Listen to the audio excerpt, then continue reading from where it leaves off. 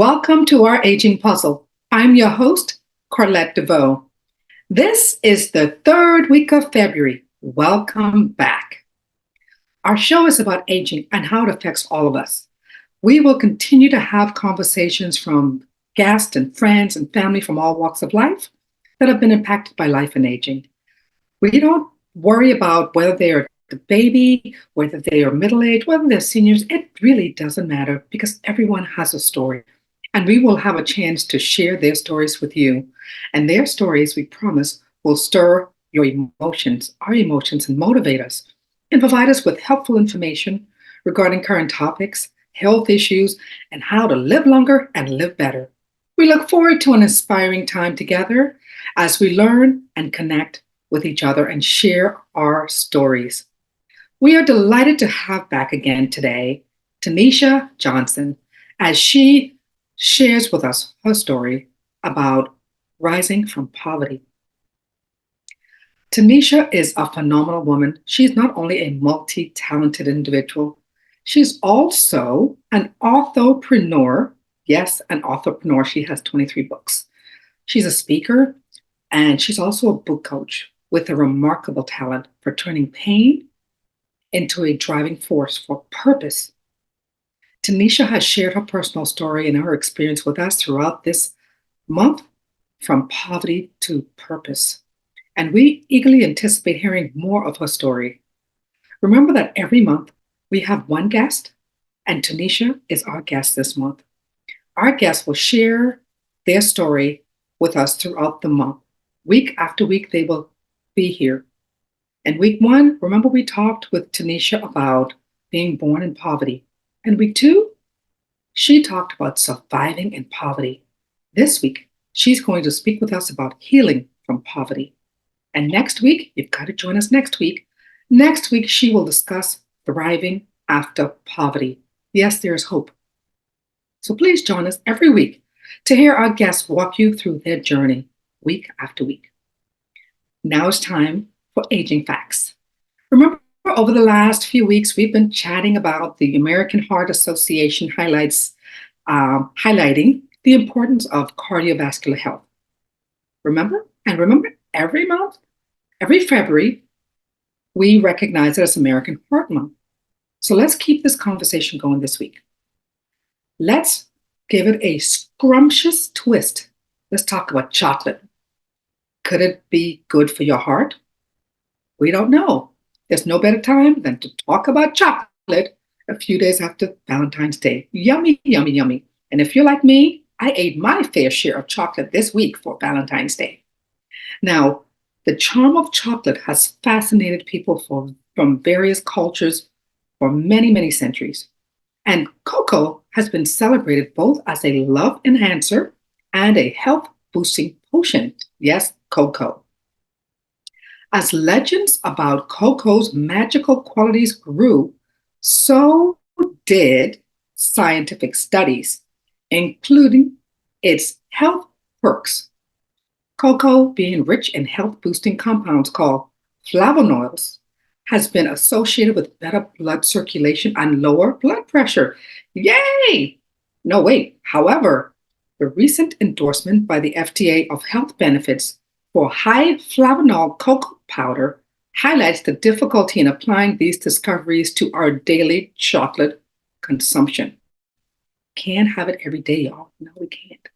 Research trial indicates that cocoa flavonol supplements might be good for your heart, but we're still not sure about chocolate candy bars just yet. Maybe not the candy bars, maybe just cocoa. Anyway, cocoa has compounds that help create nitric oxide, which widens your blood vessels and can make your heart healthier. Yes, however, always a downside, people. The added sugar, fat, and calories in chocolate bars might cancel out those possible health benefits. So it's best to just enjoy chocolate in moderation because we're not sure yet. Now, despite the gray area around health benefits regarding the savoring chocolate, we ask you, we don't know yet. We truly, truly, truly encourage you to think about it Enjoy it, and I encourage you again to take delight in the distinctive notes and textures of chocolate without fretting over your health. And you can do this by eating it in moderation. So, friends, relish on chocolates like everyone else and like everything else in life. I encourage you to enjoy chocolate in moderation. Now it's time to welcome our special guest. With over 25 years of experience in journalism, writing, and editing, Tenita crafts narratives that are both authentic and relatable. Her transparency captivates hearts and souls, making her a bold beacon of hope. And notably, she shares her wisdom on Kirk Franklin's praised Sirius XM channel, leaving an indelible mark with her empowering words. Now, as the founder and CEO of So It Is Written Publishing, Tenita extends her editorial skillfulness to help authors birth their books, providing a holistic approach from conception to completion. The company received recognition as the Diversity Company of the Year in 2020, showcasing Tenita's commitment to excellence. So proud of you, Tenita. Fantastic job. Now, beyond the realm of publishing, Tenita's versatility shines through her executive production of the hit stage play, When the Smoke Clears. And this is based on her book. She also serves as the national president of the Aspiring Writers Association of America, contributing to the growth of writers worldwide. Wow. Tenita's passion extends to healing those affected by sexual abuse, y'all, which is evident in her 2021 anthology, Hush, Breaking the Silence Around Sexual Abuse. Now, as an advocate, she empowers survivors to release their pain and break their silence. Break the silence. If you've been abused, break the silence. Now, looking ahead, Tenita envisions the release and the completion of the script for her feature film, When the Smoke Clears. It's coming. It's coming. Look for it. She is a spark for good changes, living her life with purpose. She has changed. She has come through so much, and she is thriving. She continues to be a beacon of hope for all of us. And I encourage you to welcome her and continue to listen to her story. Please join me in welcoming Tenita Johnson.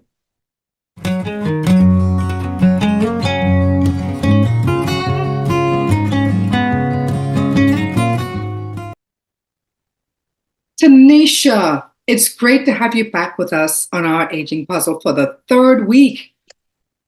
Thank you for being here. Thank you so much for having me. Awesome, awesome. Over the last 2 weeks, we've been diving into the difficulties of growing up and making it through poverty. Your story is so inspiring. So Thank you. It's inspiring. It's just and a tearjerker because last week I was crying, right? Yes. And I did say this Yes. week I'm not gonna cry. And week 1. Yes. Yes, we got to get through this because we want people. We got to get through the tears. Yes. Get through the tears because you can cry, get through the tears, but we have to do something about it. That's right. Do about it, okay? So we got to do something about it. And that comes with what we're going to talk about today. We want to talk about something that's so important to help you get past the tears and the pain. And that's the healing process. That's the healing process.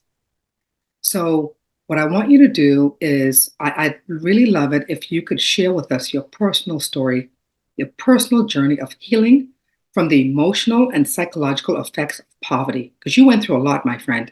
Oh, I went through so much. Yes. So share with us your personal journey of healing. So I didn't really know I needed healing until I got married. And so what's so funny is I tell people do not get married because marriage is a mirror. Marriage will show you every broken place, every insecurity, every bad thing that you've been holding on to. Marriage will magnify it. And for probably the first 3 years, my husband would always tell me, "You're not happy. I can't do anything to make you happy. I think we should just divorce. You're miserable. You wake up angry every day." And it took me 3 years to realize that it had absolutely nothing to do with him and everything to do with me. He's been in my life since I was 14, off and on, but it was through his suggestions and the encourage to go out and get the help that I needed. So started with an individual counselor. Mm. We were in, marriage Sunday school classes and marriage community groups and things like that.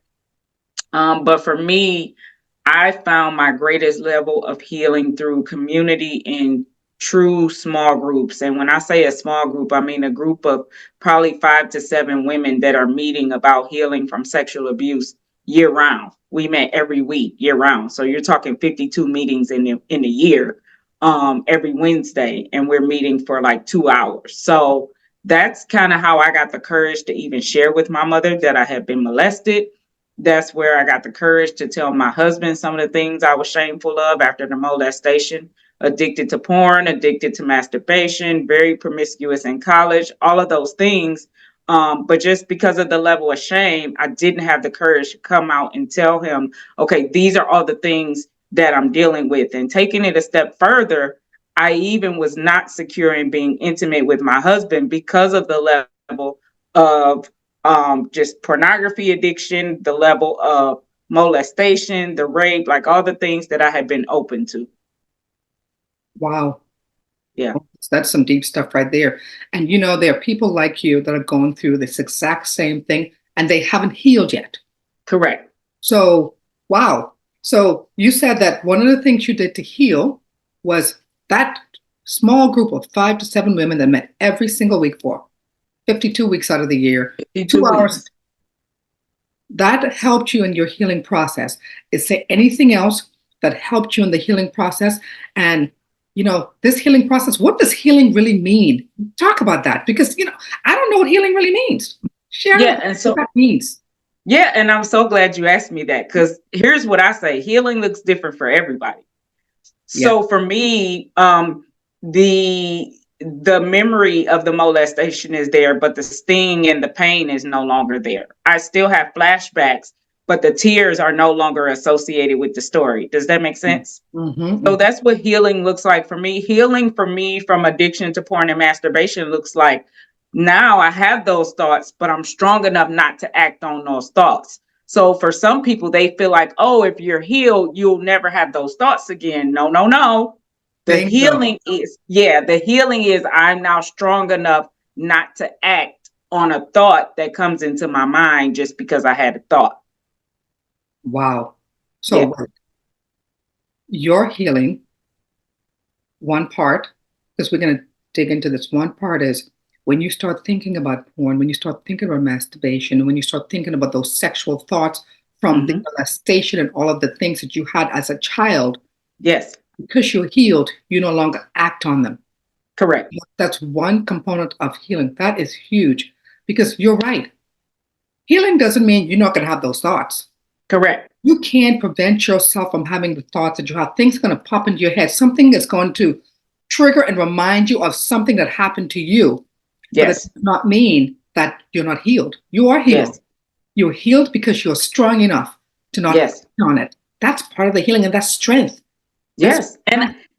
And I think people have to come to the realization and be okay with healing being a continual process and not a destination.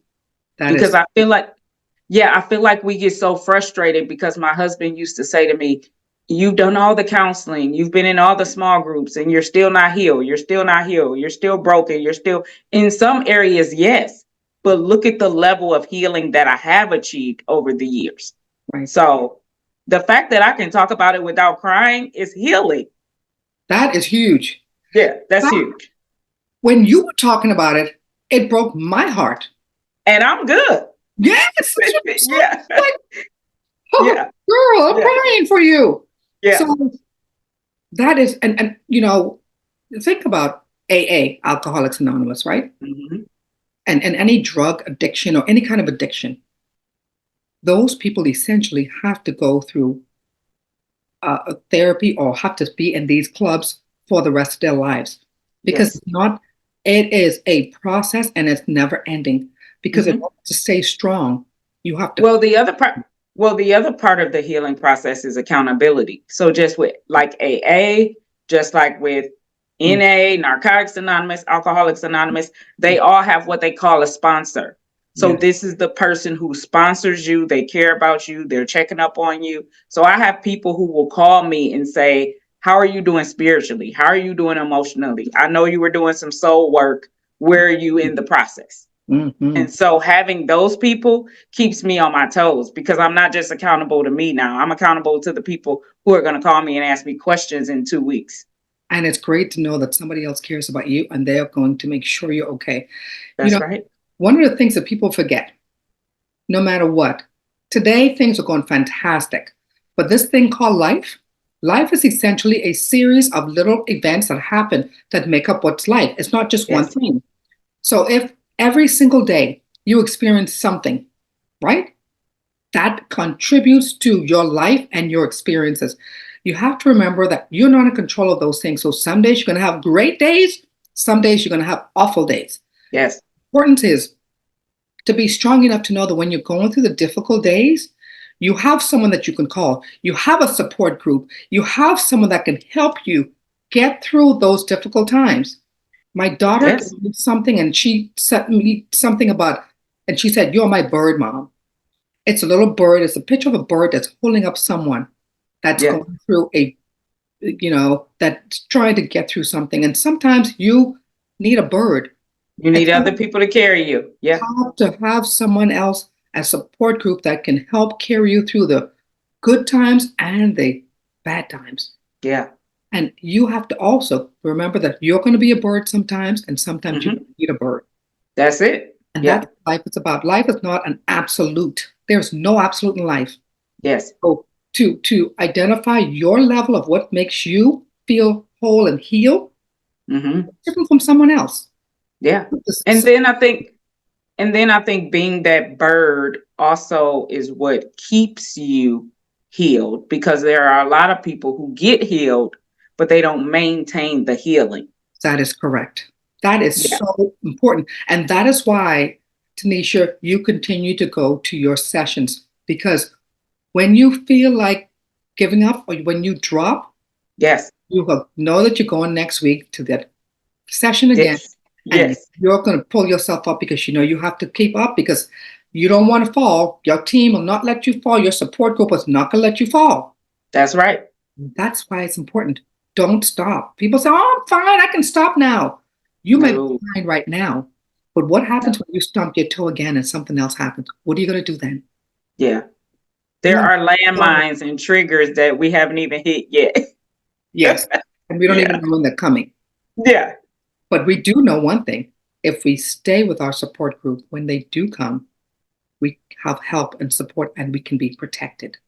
That's right. Yeah. So I think the biggest thing, the biggest trick of the enemy is to get us alone. People who feel like they have to do everything alone and they don't have community. I have found great power and healing and breakthrough in just doing life together with others. And that's your healing. That's Yeah. what helped you heal. Essentially, what helped you heal was your community. Hmm. People who love and support you. Yeah. That's fantastic. Let me ask you, what other steps did you take or can someone take to help them to heal? You said communities would help you. Are there Sure. any other suggestions that you might have for someone else to help them heal? For sure. So I read a lot. Although I'm a writer, I like to read as well. I'm old school. I still like to read the physical books and hold them and highlight them. So what you read, I feel like is transforming you from the inside out as well. Of course, writing is an outlet for me. Hmm. Just I call it a brain dump. Just whatever you're thinking, write it down on a piece of paper. It could be the sky is blue. I like blueberries. I like strawberries. Whatever, write it down. Just dump your brain. Just constantly do a brain dump. And then the other thing is like creativity. This is gonna sound real childlike. Healing through coloring books. That's fantastic. Yes, Mm. coloring or painting.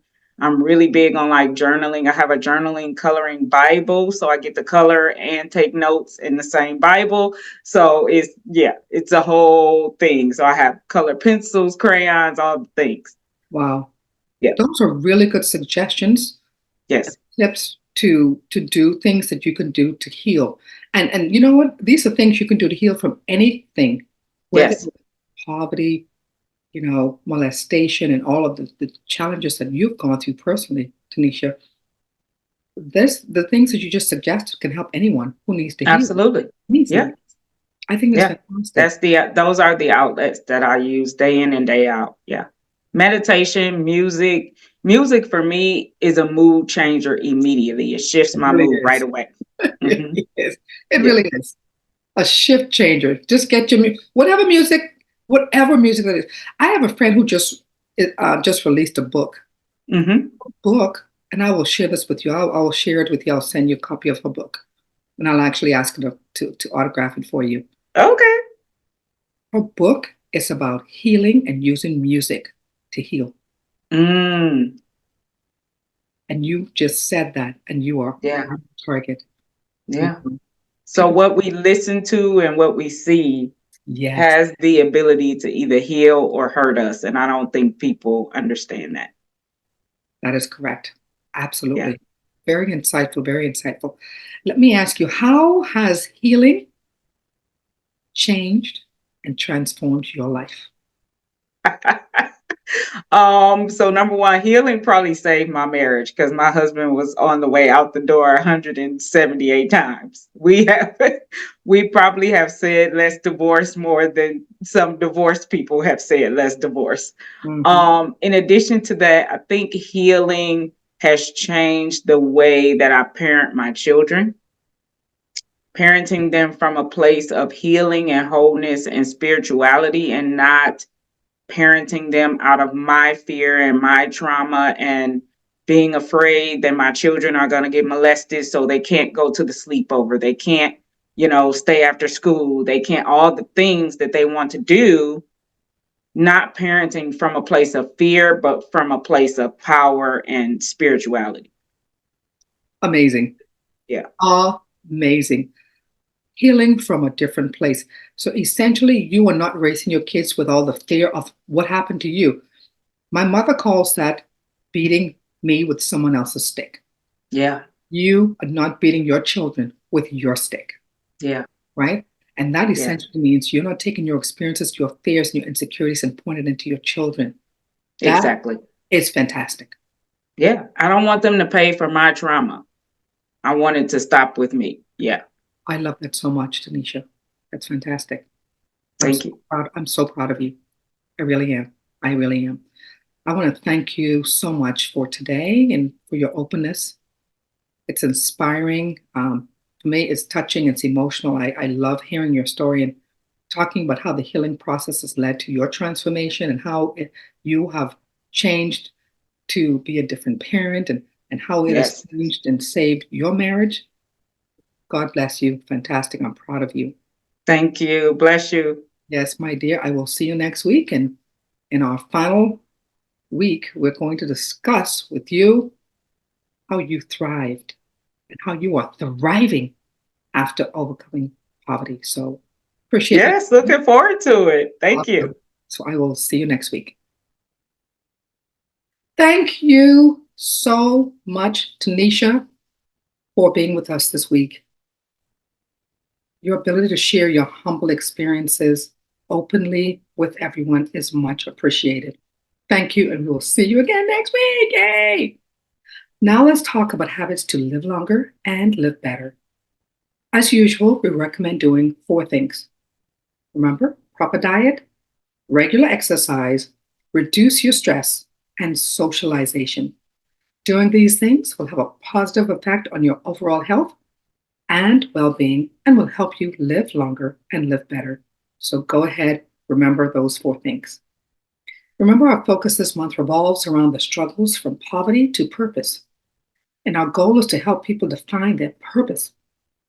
Even when faced with challenging circumstances like poverty, we encourage people to find fulfillment in life. Don't give up. We believe this is particularly crucial for both children and adults who are facing similar challenges or experiencing moments of uncertainty. Through Tanisha's personal journey, we hope to offer hope, direction, and a sense of purpose to our audiences and our readers. We want everyone to know that no matter what challenges they may face, there is still purpose for your existence, for their existence. And with determination and commitment to our goals, anything is possible. So let's stay positive and keep pushing forward. Let's push towards our dreams. Don't give up. Move and find your purpose. We appreciate you joining us. We would like to invite you to subscribe to our YouTube channel at Our Aging Puzzle and watch the show every Friday evening at 8 p.m. We also invite you to subscribe to our sponsor's YouTube channel at DG Incorporated. Again, thank you so much, Tanisha. We truly appreciate you sharing your inspiring story and being so open. We will see you next week. Thank you so much for joining us. Voila. I'm Kevin Harrington, an original shark from Shark Tank. DG Incorporated provides coaching services to help entrepreneurs open and grow assisted living facilities and build economic wealth. Visit their website to learn more.